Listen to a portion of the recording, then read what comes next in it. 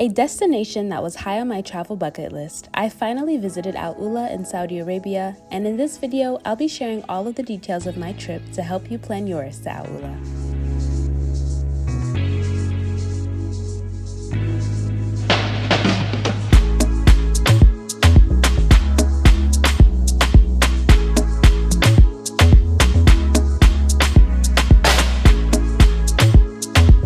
My name is Christina and I'm a travel lifestyle blogger, and before I dive in, be sure to subscribe for more travel content and more of my experiences around the world. To begin, let's start with the entry requirements that you'll need to enter Saudi. So visa requirements to enter Saudi depend on your nationality and the purpose of your visit. For tourism, most travelers will have to apply for a visa in advance from one of the embassy or consulates, but there are nationalities that do qualify for a visa on arrival or an e-visa. You can see if you qualify depending on your nationality on the Saudi government website. As a US passport holder, I did qualify for visa on arrival, but I actually had a visa already from my trip to Saudi earlier this year. So in AlUla, I didn't have to apply again since it's good for 1 year and it costs about $105. Now for travel into AlUla. I am based in Doha, so thankfully I took a direct flight with Qatar Airways that was about 2 hours long. The flight was very empty and smooth, so I greatly enjoyed it. But if you're flying from anywhere outside of the Middle East, you will have to likely do connecting flights to get to AlUla. Flying from the US or even Europe means that you'll likely connect to a city in the Middle East, and then from there they often have direct flights into AlUla. The airport that you'll fly into is the AlUla International Airport with the airport code ULH. It's a very small airport, one of the smallest I've ever been to. As soon as we landed, there was a bus waiting for us that drove literally 1 minute into the entrance of the airport,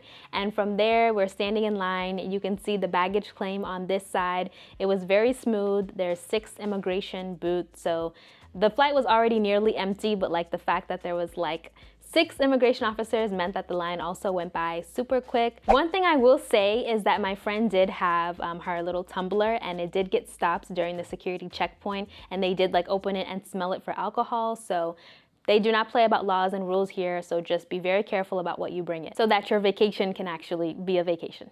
The airport in AlUla is very small, so all that's really there is a visitors information center.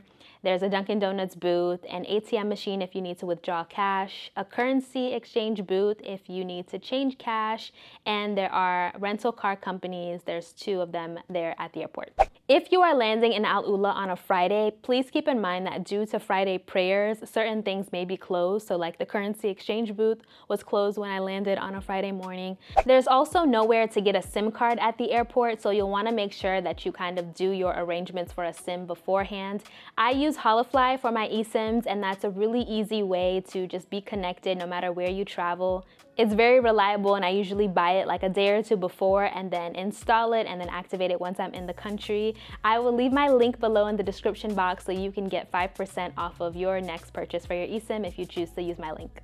When it comes to transportation in AlUla, I highly recommend renting a car from one of the 2 companies at the airport. So the 2 car rental companies available at the airport are Budget and Lumi. When I was speaking to both of them, the prices seemed to be about the same for the most part, but there was someone else in the budget line, so we were just focused with Lumi, and also they had their prices displayed very nicely on this rate card that I'll put here. Mind you, these rates are from the end of like August of this year, so they may change, especially depending on the season. But for us, it was just really easy to see and compare and see like what car we could get for what rate, so we decided to go with Lumi. In order to rent, we just had to present passports, a driver's license from any country. My friend was the one who did the reservation under her name, so she used her Qatari driver's license, didn't need an international one, and then had to put down a deposit of 2,000 SAR, which is Saudi Riyal. One thing that I will say about renting a car is do your very best to book one in advance online and pay for it online as well, because there seems to always be an issue, or oftentimes there are issues. So when we landed, the systems were actually down, and they were first telling us that we could not rent a car because of that. So we were already like kind of trying to figure out how we were about to get around AlUla, because it is an area that is best to drive in, but thankfully 10 minutes later the systems came back up.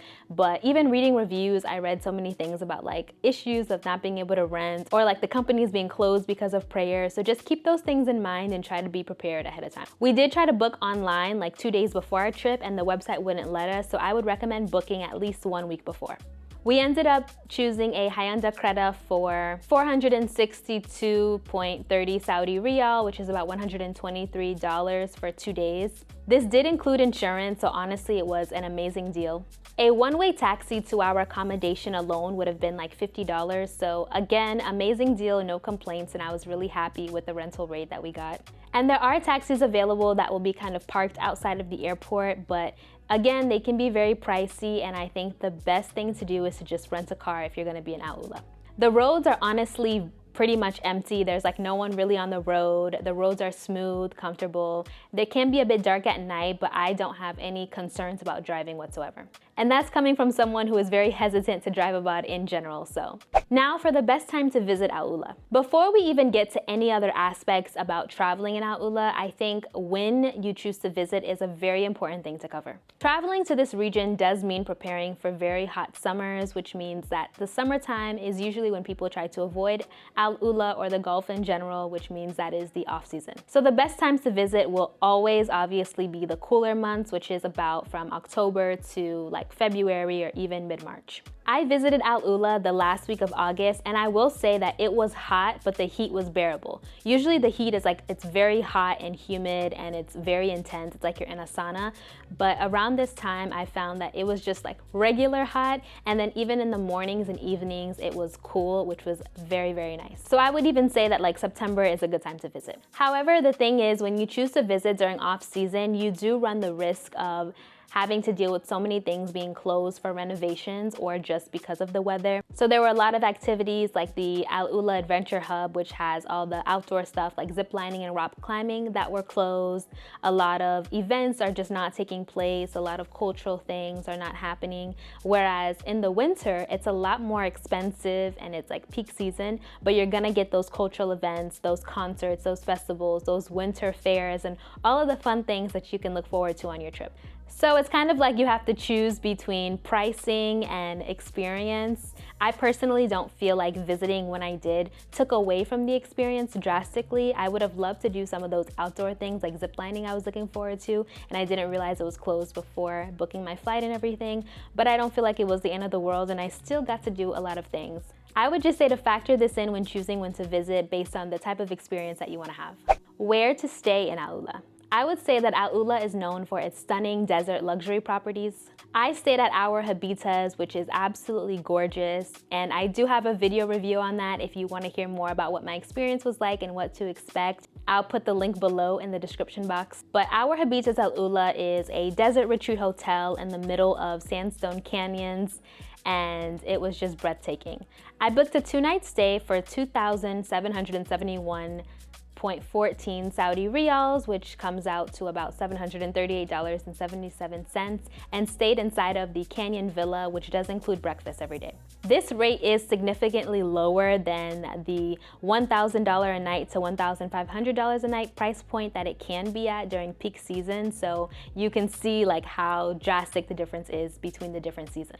There's a beautiful infinity pool at this property. You get your own e-bike to ride around. My villa was nice and had a balcony attached, and overall, I did really enjoy my stay. AlUla also has other properties that are not considered luxury, so if you're looking to do AlUla on a budget, it definitely can be done with some research. I also stopped by their sister property, Caravan AlUla by our HABITAS, which instead of villas has caravans with the bed inside, the kitchenette, their own terrace in the same kind of canyon open setting. So that's another option if you're interested.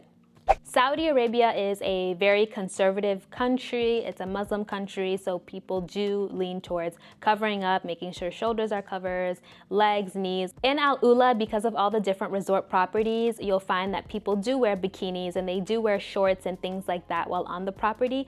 But I would say that as you venture out and if you choose to do things outside of the property, definitely bring clothing that is a bit more conservative and has you covered, so that you are being respectful and mindful of the local customs and norms. Definitely dress for more adventure, outdoor type of setting, and be mindful of the weather, whether you're visiting in the super hot seasons or the cold seasons. Make sure to kind of dress accordingly. As far as the language, Arabic is the official language in Saudi Arabia.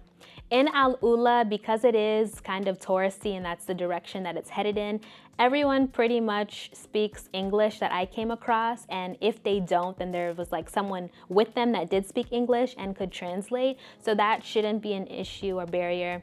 There were also some people who did not speak English, and there were tours offered in those languages, so I found that to be great, very inclusive, so you should not have any issues if you want to visit with language.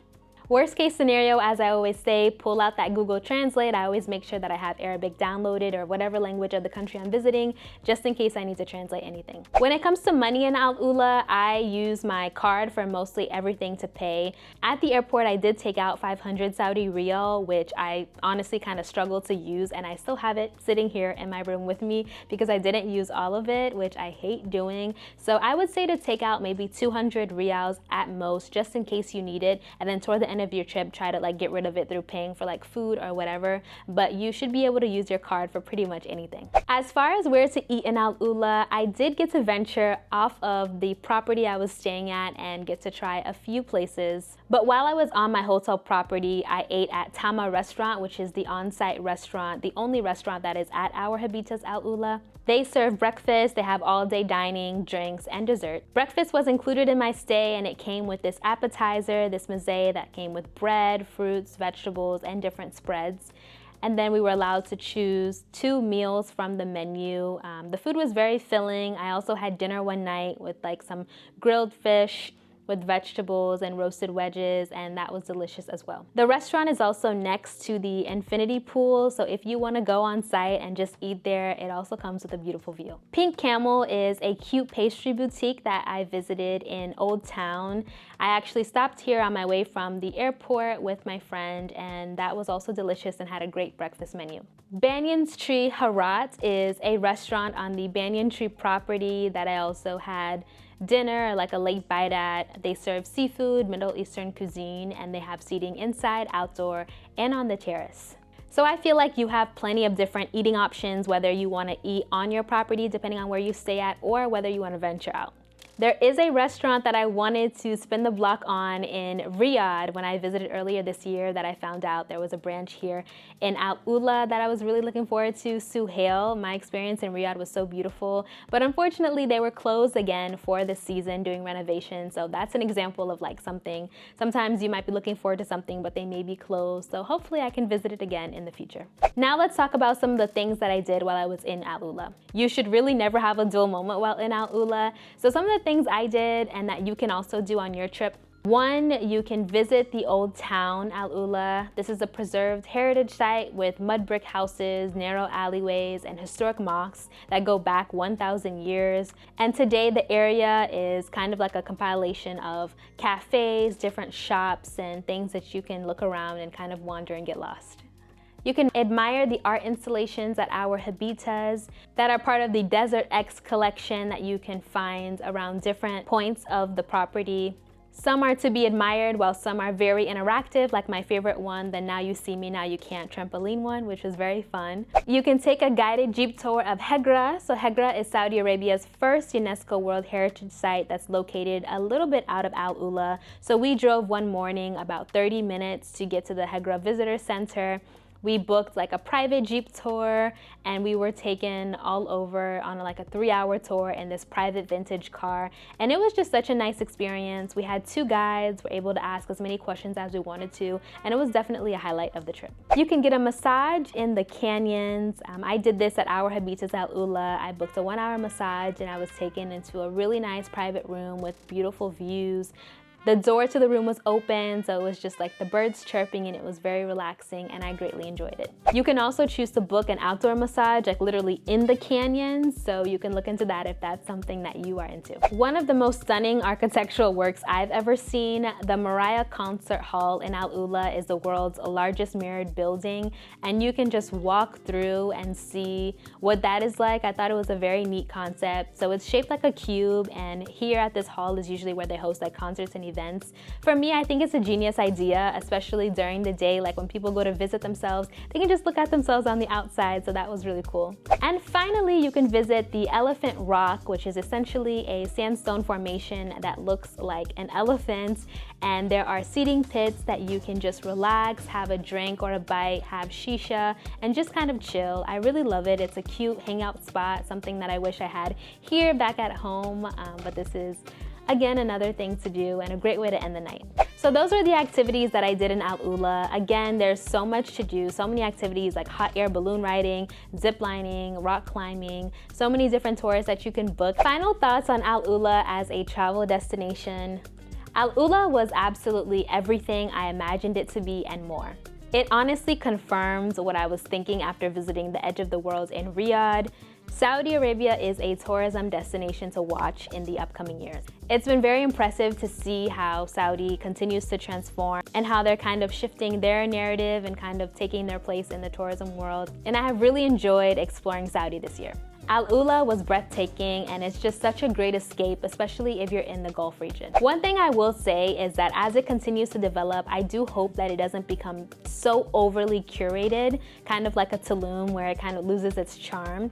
I think it's really great the way that it is now. Like, I can't wait to see what other activities they come up with as it continues to grow and expand, but I just hope that it doesn't lose like its calmness and stillness. So that was my guide to AlUla and my recap. I hope that it provided you with helpful information and tips and provided insight on what you can expect in the destination. I do have 2 posts about AlUla on my blog, one reviewing my HABITAS stay and everything about that, and another which is a written version of this video that lists the price of everything while staying in AlUla and the links so you can book as well. Also, don't forget to check out my blog post on Riyadh as well if you're looking to go to the capital. Finally, don't forget to subscribe for more travel content on your way out, and I will see you guys in the next one.